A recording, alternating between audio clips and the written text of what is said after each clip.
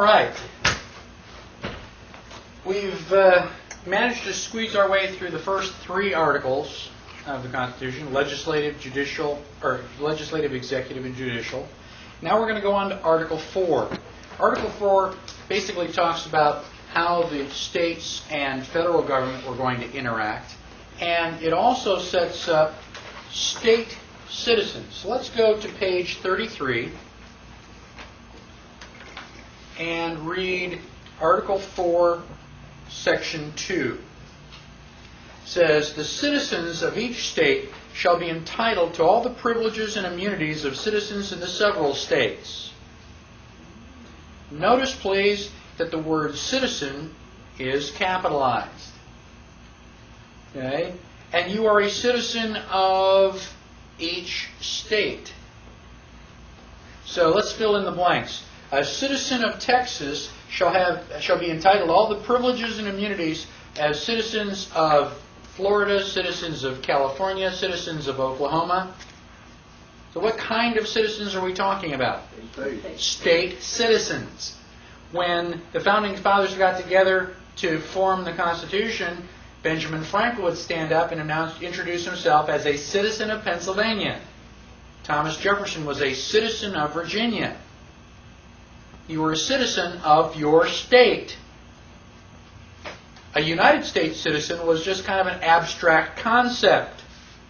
You know, it's like one of those many. We're not going to list all 50 of them. So it's an abstract concept. So, but you have privileges and immunities. Is that good to have privileges? Mm-hmm. Well, it depends. What it was doing, if you are a citizen of Texas, are you a citizen of Oklahoma? Mm-hmm. No. Okay? So when you go from the United States to France, do you get all of the things that French citizens do? No, because you're out of your territory.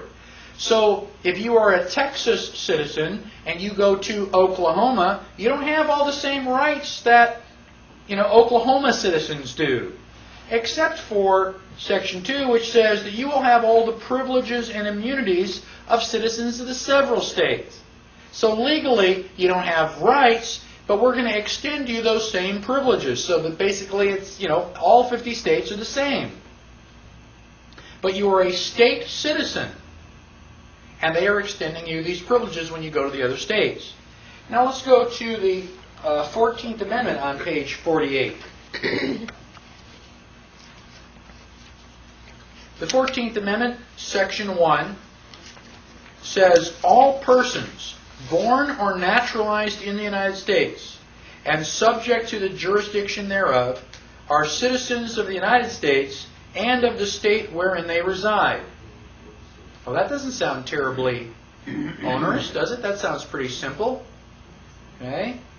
But let's look at citizens of the United States. That's a lowercase c. And they left out the word citizen the second time, but you're a citizen of the United States and a citizen of the state wherein you reside. So what is that? That's dual citizenship, isn't it? You're a United States citizen and a state citizen. Well, which one comes first? United States citizen. So in that clause, which one takes precedence? United States citizen. Well, it still doesn't sound too bad, except when you go back and read the second line. It says, "and subject to the jurisdiction thereof." What are the people in England called, living under the king? Subject. Do they have any say-so? No. The king says, you're going to do this or else. A subject has no rights. You want to be subject to anybody? I don't. Now, the fact that it's a lowercase c is not, a mistake. It also says all persons born or naturalized in the United States. What's a person? Commercial anything. Oh, well, good. So if we look at page 20 in your handout, a person, and this is from Black's Law Dictionary, in general usage, a human being, i.e. a natural person. So when we are talking in conversation, we mean, warm flesh and blood body.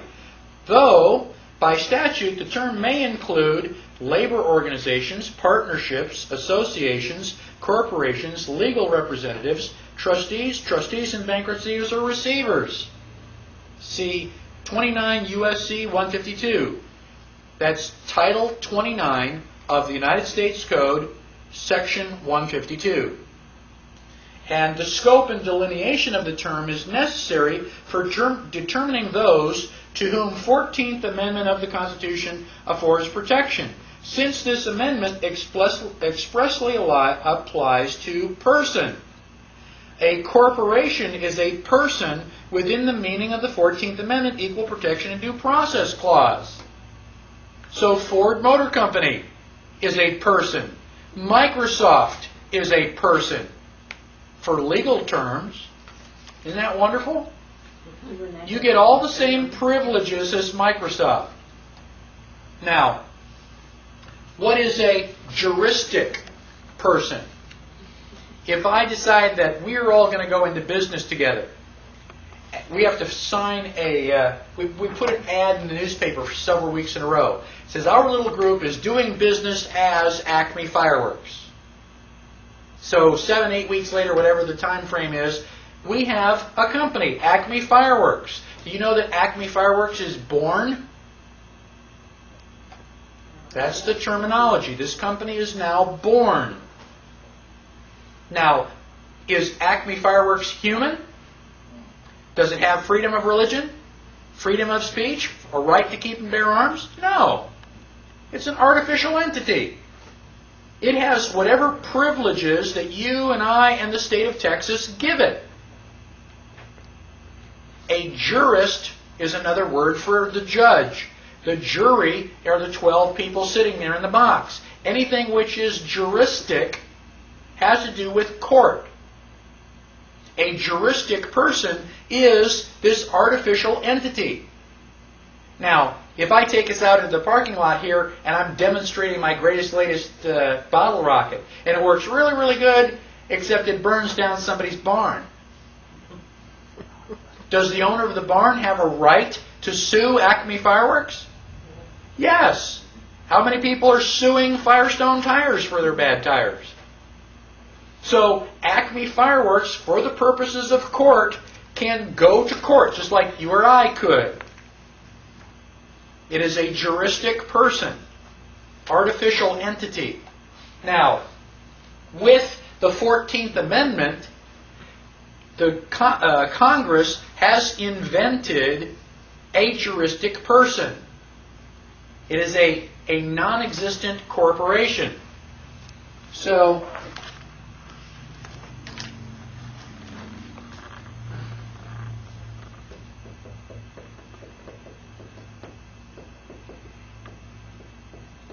we, the people, ordain and establish the Constitution. When we do that, we create Congress. So, who works for who? Congress works for us. They are subordinate to us. When Congress basically or presumably ratified the 14th Amendment, they created a U.S. citizen.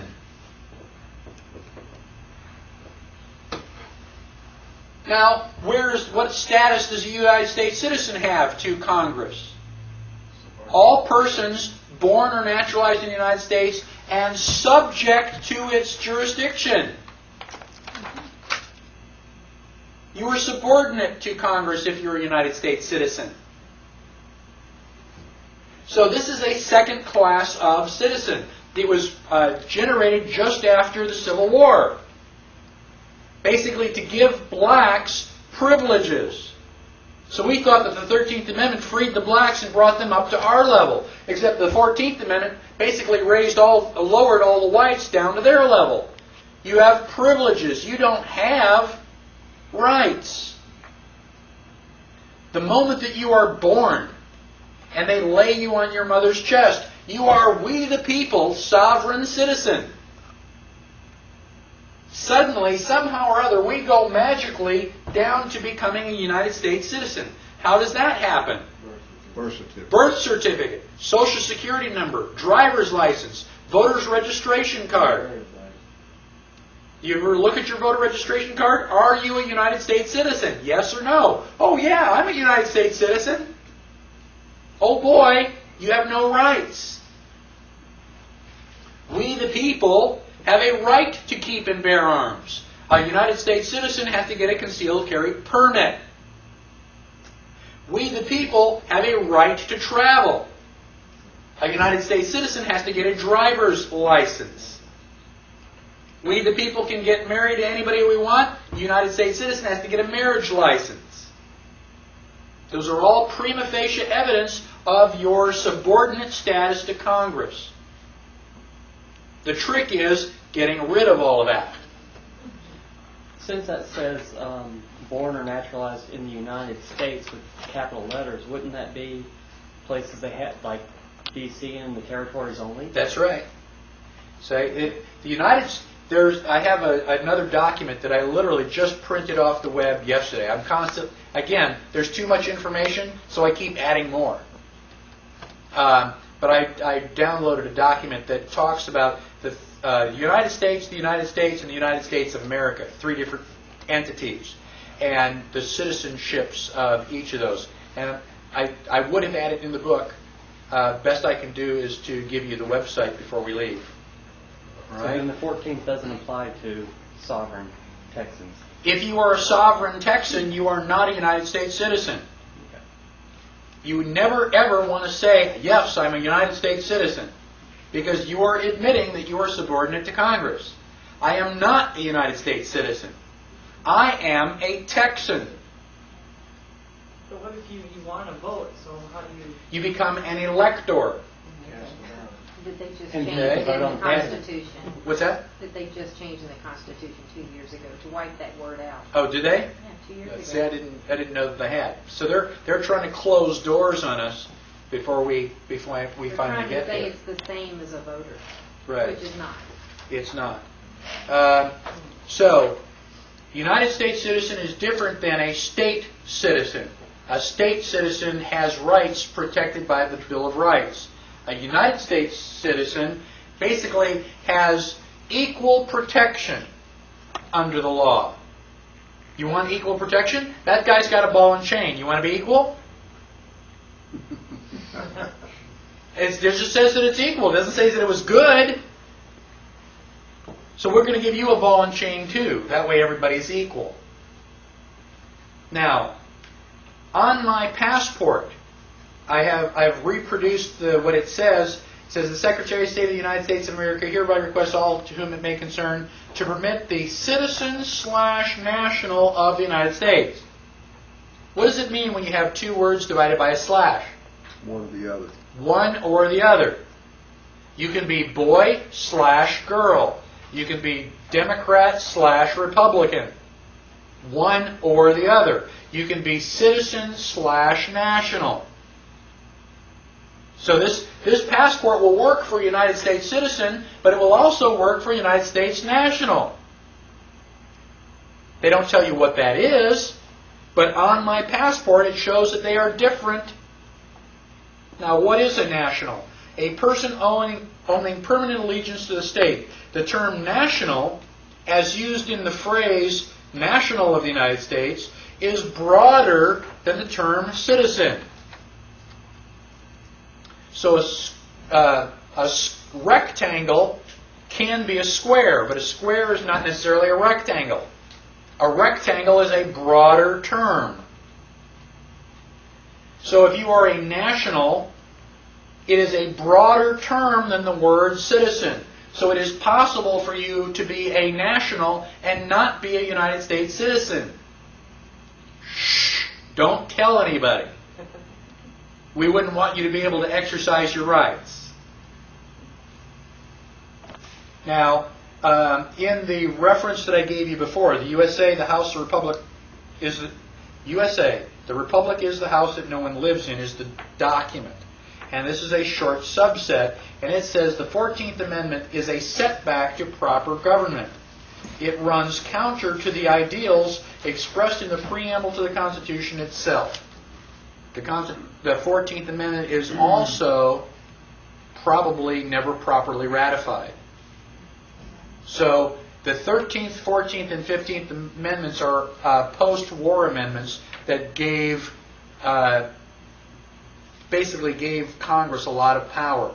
Presumably the North over the South, but we've managed to exacerbate that into being even worse.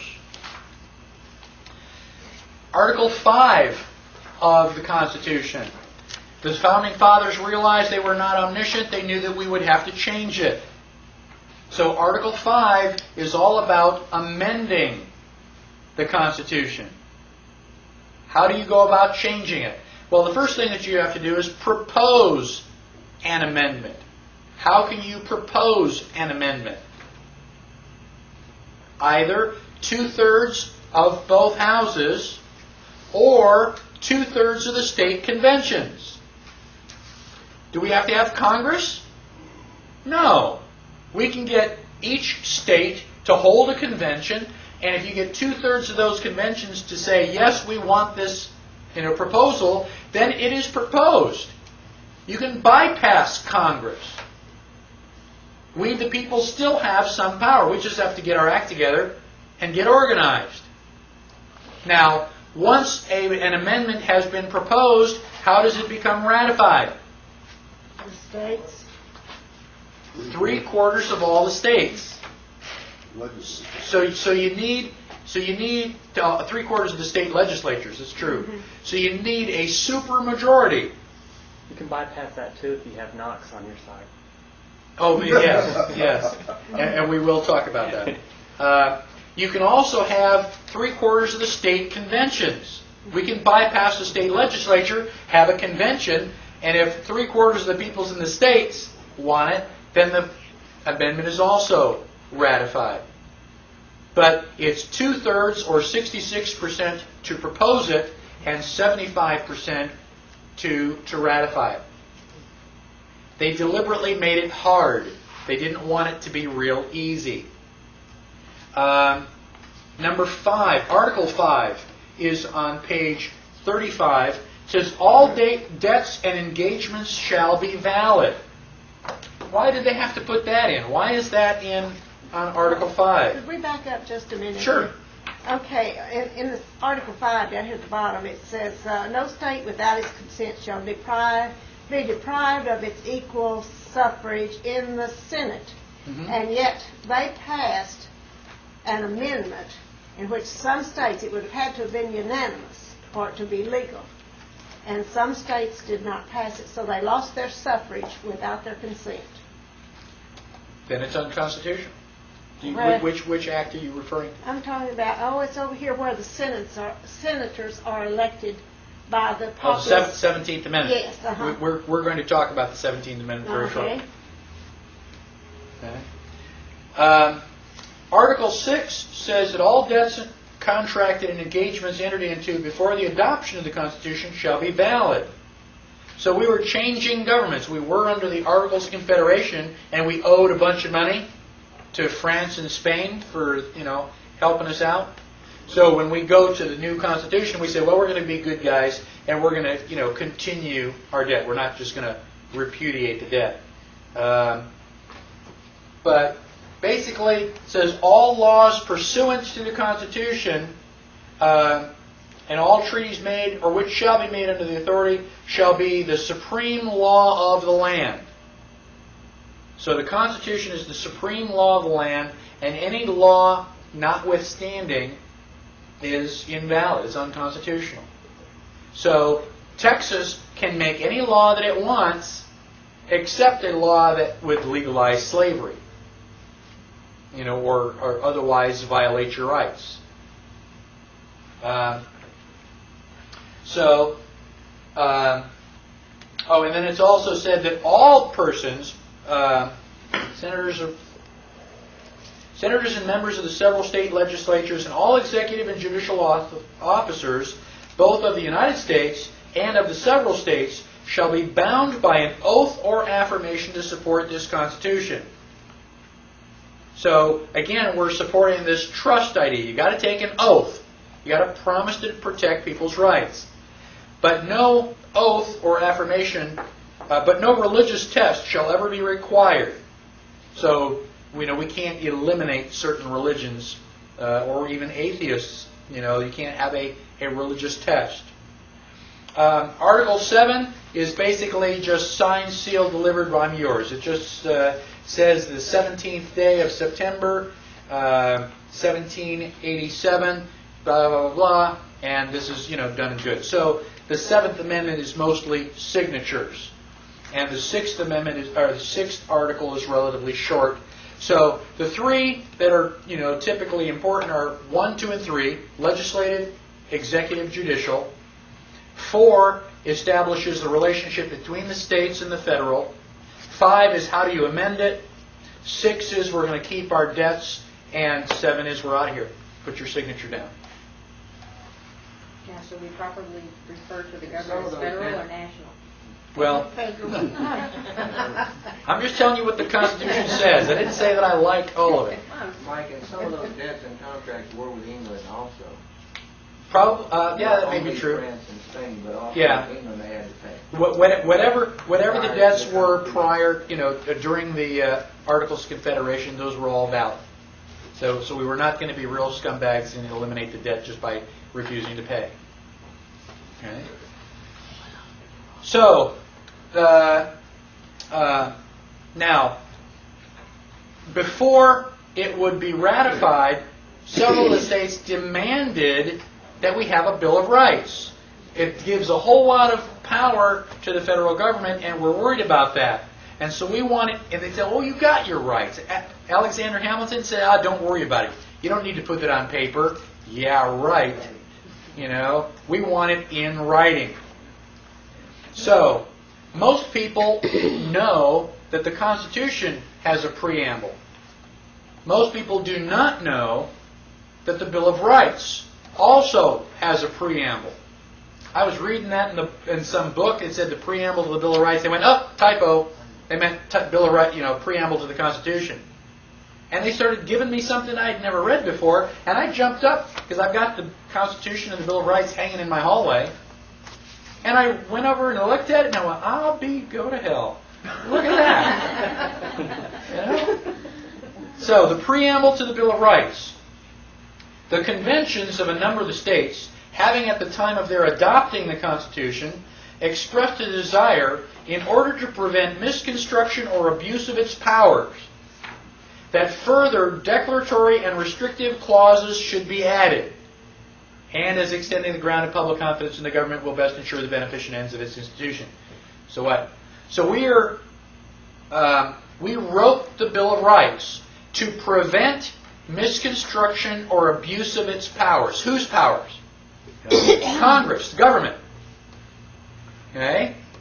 So we don't want them to get out of hand. So what are we going to do? We are going to add further declaratory and restrictive clauses. Does a declaratory clause ask for permission? No.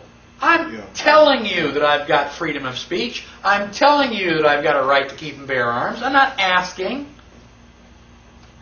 These are further restrictive clauses. We're putting restrictions on the power of government. What are the original restrictive clauses? The Constitution. So the Constitution are restrictions on Congress's power, and we're going to add further restrictions. The Bill of Rights cannot be repealed. You can't go in and say, well, we're just going to scratch out the Second Amendment. We don't need that anymore. Wait a minute. You didn't give it to us in the first place. You can't take it back. We gave it to you. We are telling you that we have freedom of religion. Not asking. So, But how do we stop them? Because we can get an amendment to change the Bill of Rights, like we have other amendments. no, that is not true. You can get amendments to change the other amendments. The 18th Amendment established prohibition. The 21st Amendment repealed it. Right. But that has nothing to do with rights. If we can change, let's talk about Rosie O'Donnell, because we're going to talk about all of these amendments. All right? Second Amendment, you know, the right to keep and bear arms. Rosie O'Donnell and her million moms want to go to Washington, and they say, all we got to do is just get enough moms to vote, and we're going to just repeal the Second Amendment. And we're going to take away, you know, your right to keep and bear arms. Okay, let's take that and say, you're going to repeal my Second Amendment, so I'm going to go to Washington with my billion fathers, and we're going to repeal your, you know, we're going to repeal the First Amendment. We're just going to take away your freedom of religion. You going to do that? You going to sit still for any of that? I say you can't go to church unless you're, you know, Branch Davidian. Ever going to change over to Branch Davidian? No!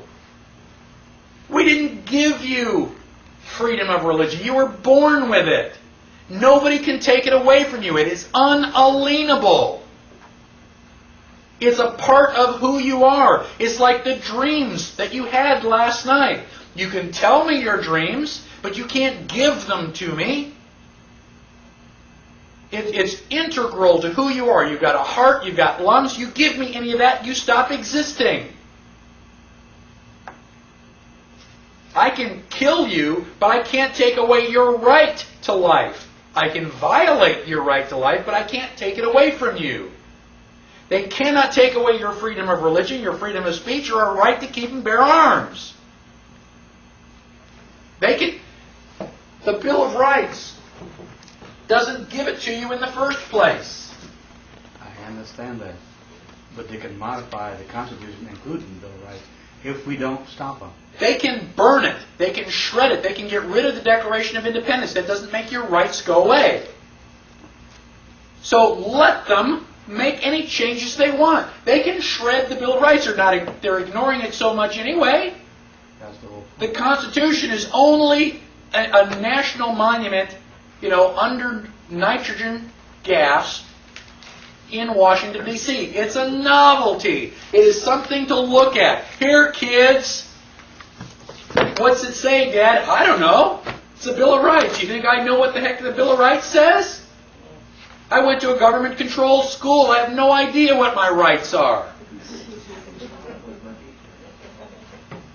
I don't have a concealed carry permit. Won't get one, don't want one, don't need one. Don't need permission from anybody.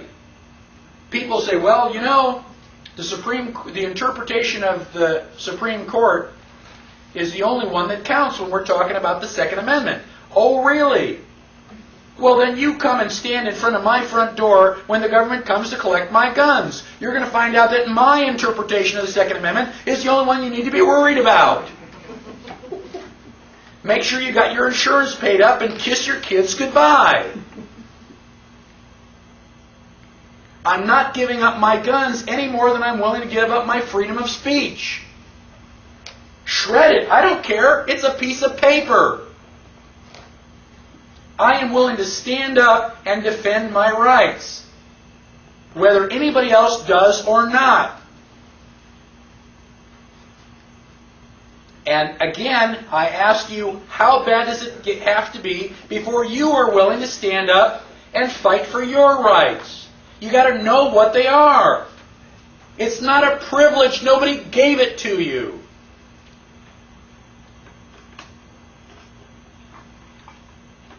Now they are printed, they are enumerated by the Bill of Rights. They are listed. Just why? So that we know what they are? Well, today, yeah. Most of us have got to read it to find out what they are. Why did we list them? Did we list them for us? For the government. No, we listed them for the government. It says these are the things that are our rights. Keep your hands off. So let's go through them rather quickly and briefly. Page 43. And if you are going to continue your study, I hope you will, one of the things that I would recommend that you start with is to memorize the Bill of Rights.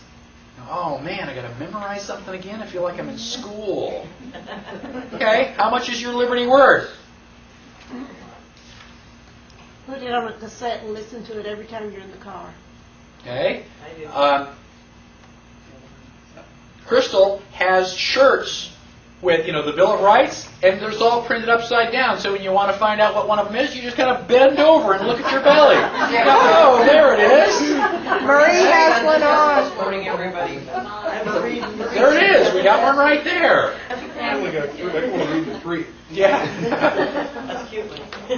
So, First Amendment says Congress shall make no law. They should have put a period. End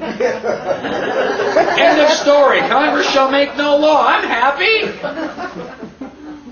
Congress shall make no law respecting an establishment of religion or prohibiting the free exercise thereof. To say anything about separation?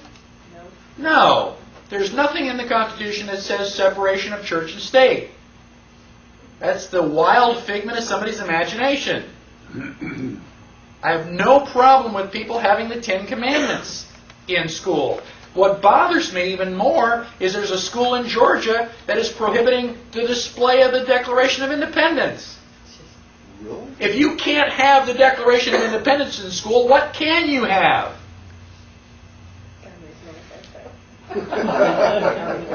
Yeah. Or abridging the freedom of speech, or of the press, or of the right of the people peaceably to assemble and to petition the government for a redress of grievances. These are personal rights. You have freedom of speech only in Scrabble and crossword puzzles? You only have freedom of speech in the things that I agree with? No. If that was the only thing, you wouldn't need freedom of speech, because we agree. You have freedom of speech even when somebody else, oh my gosh, I'm going to toss and turn all night. What you say just drives me crazy. I won't be able to sleep tonight. Too bad. It's a personal problem. That's what freedom of speech is. So, petition the government for a redress of grievances. We can sue the government and presumably win. The government works for us. One of the things that they're doing right now is they're taking a remonstrance to Washington. A remonstrance is a word you don't hear very much anymore, but it is a formal complaint against the government.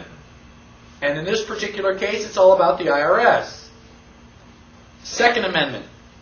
A well-regulated militia being necessary to the security of a free state, the right of the people to keep and bear arms shall not be infringed.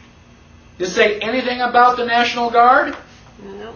No. It said, well, wait a minute. What is that well-regulated militia?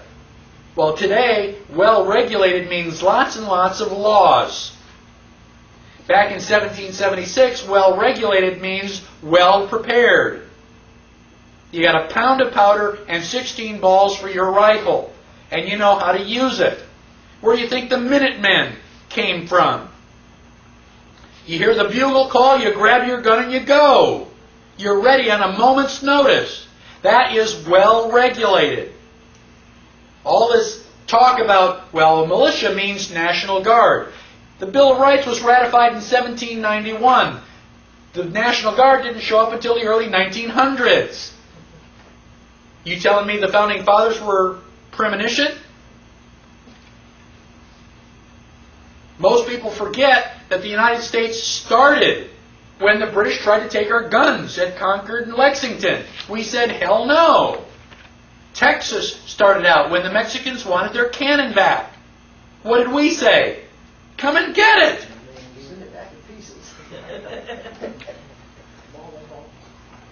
Third Amendment. You probably never hear of the Third Amendment being put to use. It says, no soldier shall, in time of peace, be quartered in any house without the consent of the owner, nor in time of war, but in a manner to be prescribed by law. Well, unless they change the way our soldiers fight, you don't have to worry about that. But back then, the army traveled on its stomach. They'd stop in town, stop marching, they'd say, okay, dismissed. And the soldiers would go knock on the door and say, okay, I'm sleeping in your bed, you're sleeping on the floor. Oh, really? Yeah, I got the gun. This was also for the So, what's that? Wasn't it also for the English? Yeah, well, armies. Any army.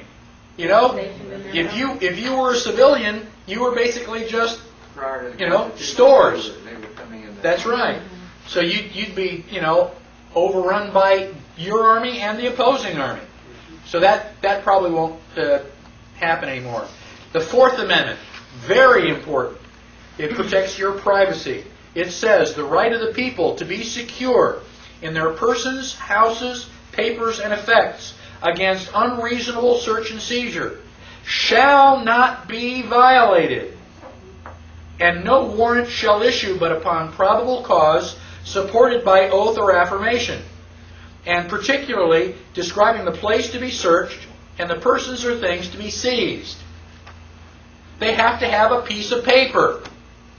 You want to search A, you have to have probable cause. What makes you think I've got anything? 2, you have to have a warrant. 3, the warrant has to be signed under oath or affirmation. Why? Because if you break down my door and you don't find what you're looking for, somebody lied. Somebody is guilty of perjury. And we go back to the First Amendment, and I'm petitioning the government for a redress of grievances. So we force the government to get an oath. We don't want the government just coming in and go, well, I think we're going to look around, just in case. Can't do that. And if you let them, if they stop you on the side of the highway and say, can I look in your car? And you go, yes, officer. You just gave them permission. No. You want to show me a warrant? Well, we're going to have to keep you here for 3 hours until we get one. Fine. I got nothing to do. Go get a warrant. And when you don't find what you're looking for, be prepared for a lawsuit. You do that 2 or 3 times, and they're not going to check your car anymore. Is that true even if you have a license? Did you agree to Yes. checking in any time with the?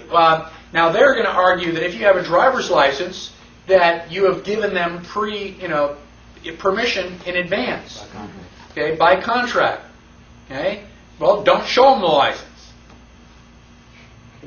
Or get rid of it. Isn't that a state's car?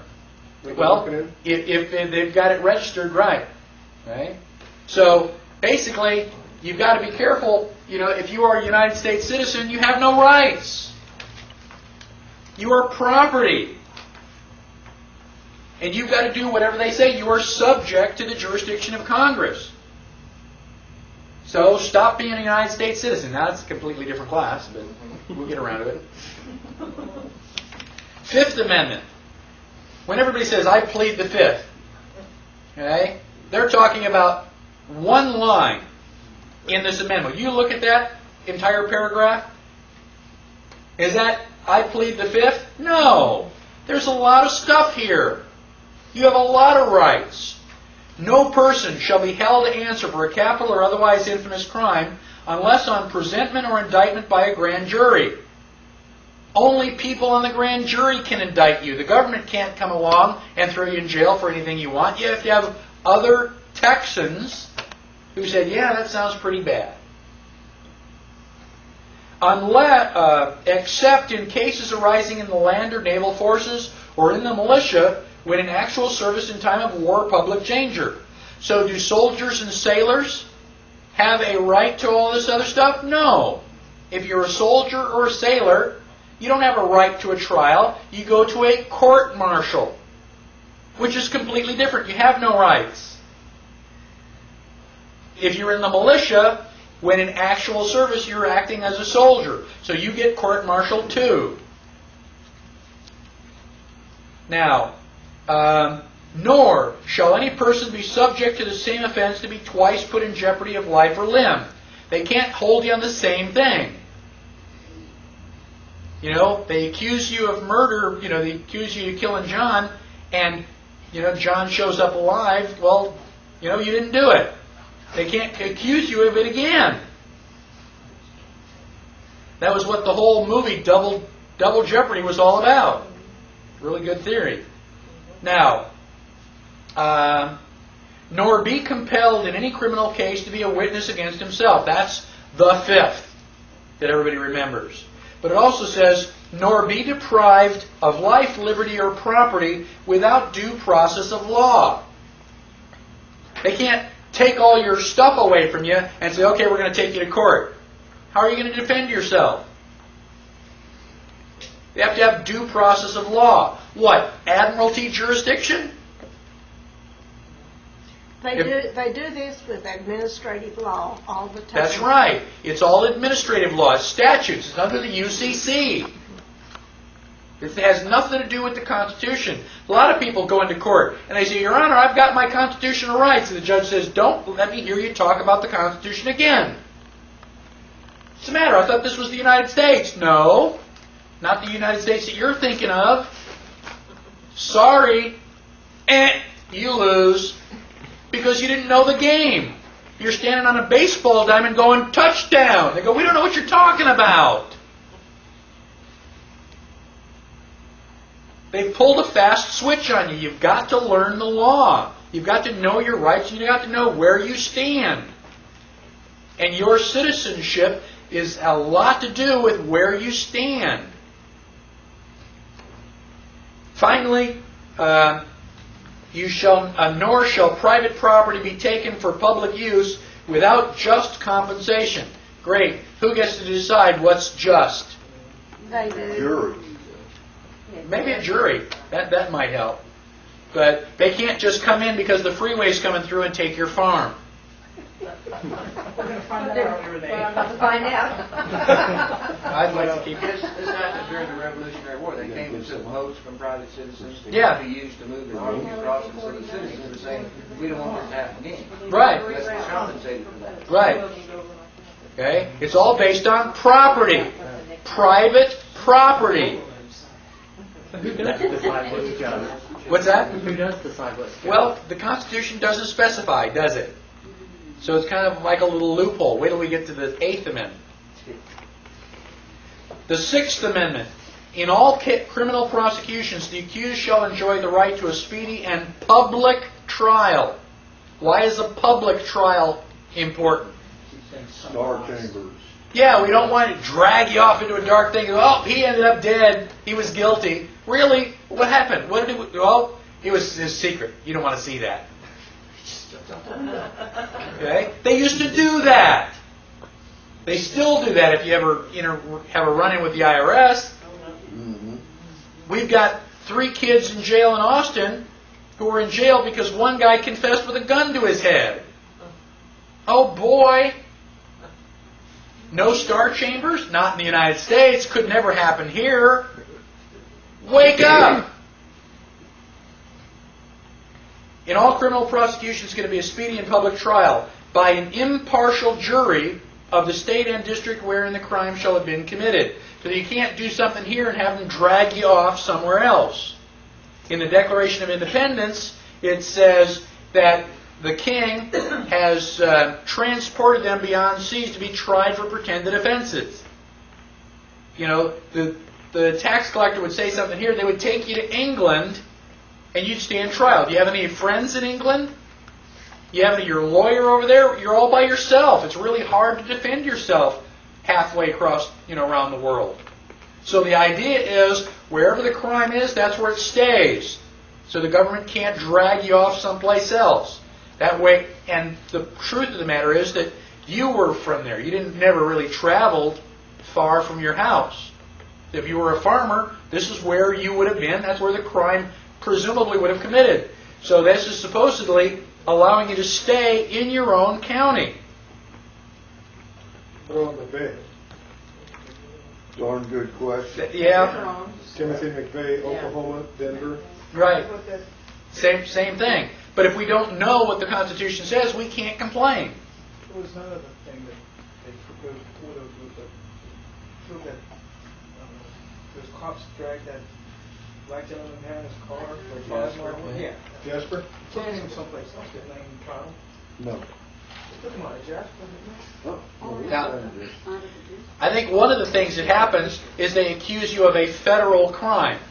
Well, if it's a federal crime, it's basically the United States. Anywhere in the United States is appropriate as far as they are concerned. But it's certainly not in the spirit of the Sixth Amendment, is it? And to be informed of the nature and cause of the accusation. This is very important. what is the nature and cause of the accusation? If you get pulled over and the police officer says, I'm stopping you for speeding, that's the cause. If you go to court, and I'm learning this very quickly, they have cause numbers. Okay? And so that's the cause, speeding. What's the nature? Criminal or civil? Whether it is criminal or civil. You have to know which court you're in. You got rules of criminal procedure and rules of civil procedure. You got to know which rules they are. They've got to tell you. And to be confronted with the witnesses against you. That way I can't whisper to Mike over here and say, oh, gosh, these guys are doing it, and have them arrest you. Or really, who said so? Oh, a friend of ours. It's a secret. You can't do that. You have to be able to look the person in the eye and have that person say, yeah, you're the one that did it. So that you know who you're fighting against. You also have compulsory process for obtaining witnesses in your favor. If there were innocent bystanders on the street corner and they saw you being attacked first and you were just doing self-defense, you can force them, you can give them a subpoena, and they have to show up. Now, they'd rather be out fishing, but what if you were the one? What if you're the one being accused and there were other people, and I was standing there on the street corner and go, hey, it's your problem, not mine. Wouldn't you want to be able to, force me into court to tell what I saw? So you have compulsory process for getting witnesses. If somebody saw it, they've got to be there in court. And it also says, and to have assistance of counsel for his defense. Anybody see the word lawyer in there anywhere? If a judge tells you, you must have a lawyer. And I was fully expecting this. When you go into court, they say you cannot represent yourself. You must have a lawyer. You ask the judge, excuse me, Your Honor, did you take an oath of office to protect and defend the Constitution? Are you violating my Sixth Amendment right? Certainly you wouldn't want to be guilty of perjury and treason. You have to be able to stand up for your rights. Nobody's going to give them to you. Nobody can give them to you. You need to draw that line in the sand. It's scary. It's not easy. But you've got to have the guts to do it, or you don't have your freedom. End of story. Your choice. Seventh Amendment. In suits at common law, where the value in controversy shall exceed $20, the right of trial by jury shall be preserved, and no fact tried by jury shall be otherwise re-examined in any court of the United States than according to the rules of common law. How many people here have ever been to a common law proceeding? Anybody here have any idea where you would go for a common law proceeding? How are you supposed to have due process of law if there are no common law courts? Does this disturb anybody? I mean, we may not know what the answer is, but there sure as heck is something wrong. And it says, in suits at common law where the value in controversy shall exceed $20. That's the price of the class.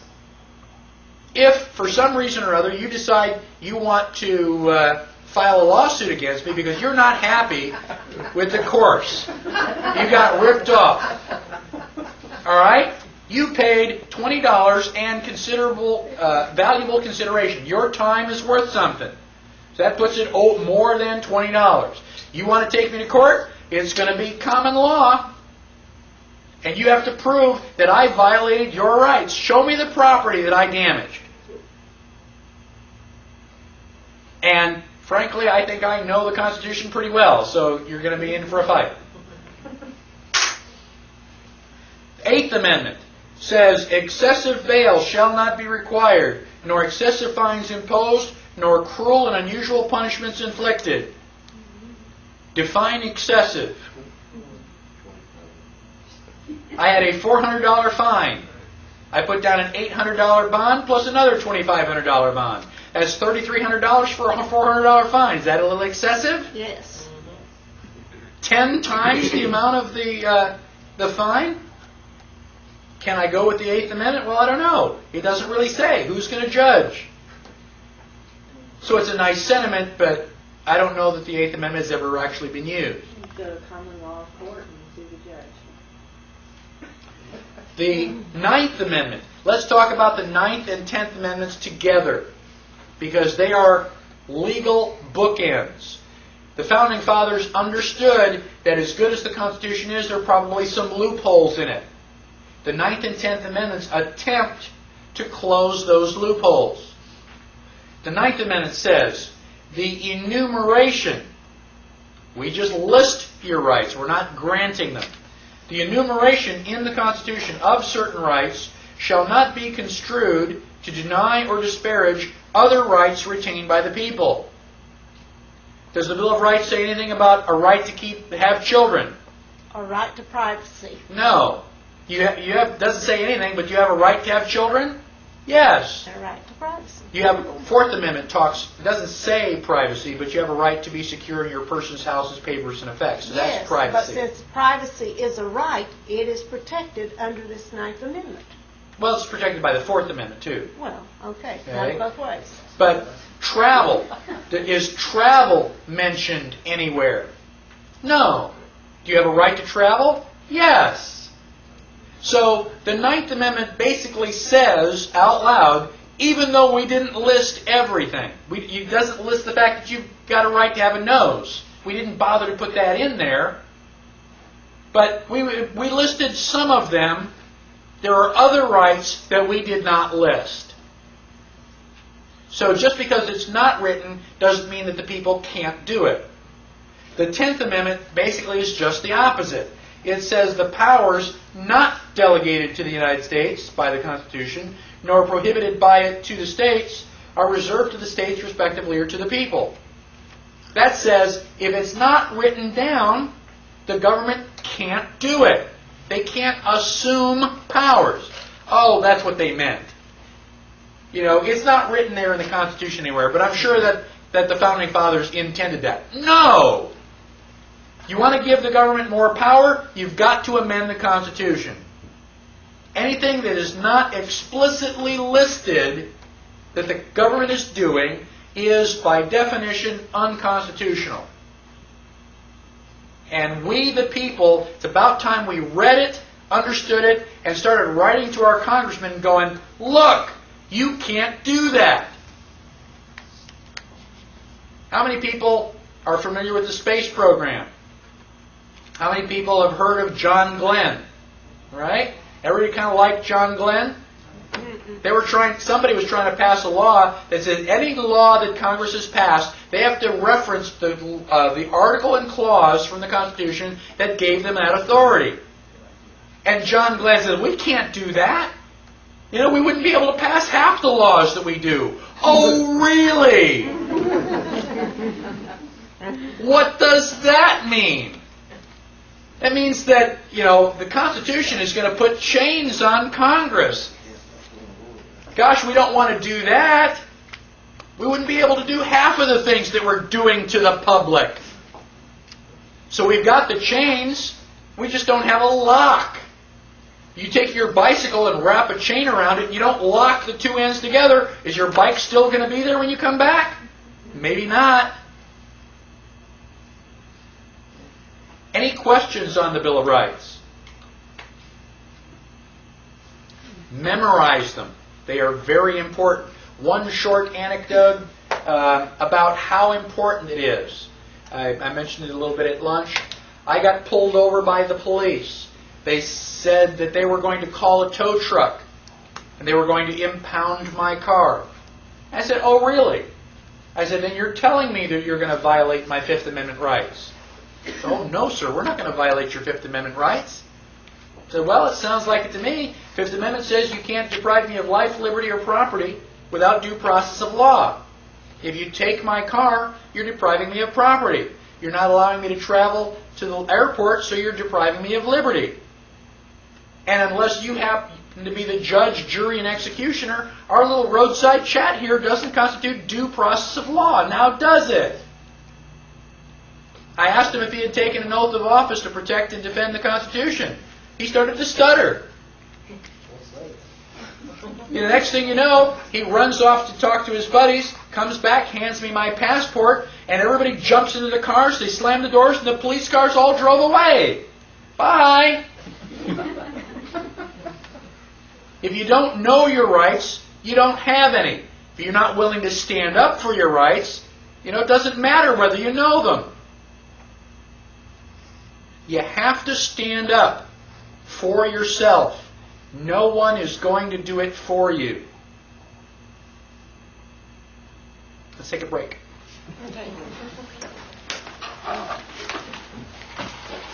You gotta get you fired up.